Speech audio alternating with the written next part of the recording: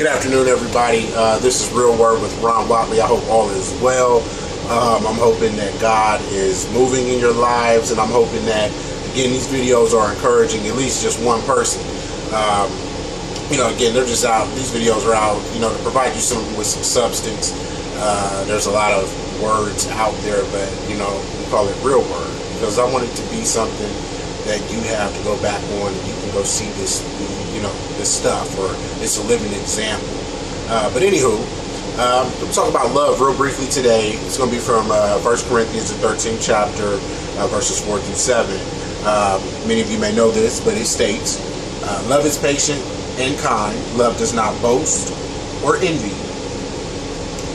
It is not arrogant or rude. It does not insist on its own way. It is not irritable or resentful. It does not rejoice in wrongdoing, but rejoices with the truth. Love bears all things, believes all things, hopes all things, endures all things. And basically what this is stating is, a lot of us have gotten a misconception of false pretense or false reality of what love is. We get lust, infatuation mixed up with the word love. Love is a serious thing. Love is a commitment. Love is something that you're going to do despite what's going on. You see, because if I love you, if you love somebody, just because they upset you don't mean, okay, I'm done loving you, I'm moving on to the next person. That's not love. You like them, or you were infatuated with them. Love is there through thick, thin, hell and high water. Because if you compare love to who is love, Jesus is love. God is love. You compare that and the sacrifice that God gave his only begotten son because he loved the world. How many of us are willing to sacrifice one of our children? Heck, honestly, to be real with you, how many of us are really willing to sacrifice a clothing article or something that a car, something that we value? A lot of us wouldn't do that. So for him to give his only begotten son, that's real love.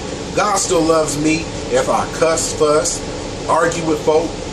We have to ask for forgiveness and know he's not saying it's right, but God still loves us. His grace and mercy endures forever, and so does his love. God is never arrogant with his love. God never says, well, I woke you up this morning despite the fact that you cussed me out yesterday, or despite that you said I wasn't there for you. A lot of us, what we do is we get involved in situations with people who do not deserve us in the first place. A lot of us allow ourselves to give out this quote-unquote love to people just based upon a physical attraction, based upon a false pretense of sex, because it might be good to you. You feel like, all right, well, I love you now. No, this is who I love. No, you love that feeling, in which we're not supposed to do it in the first place until we're married and all that good stuff. But in reality, it happens. And so, being real, if it's good to you, then you feel like, all right, well, I love this person. No, you love the feeling. You love the way that person in that moment made you feel. But when it comes down to it, again, a lot of people, you say you love someone and you care for someone, but you lie to them. You lie on them.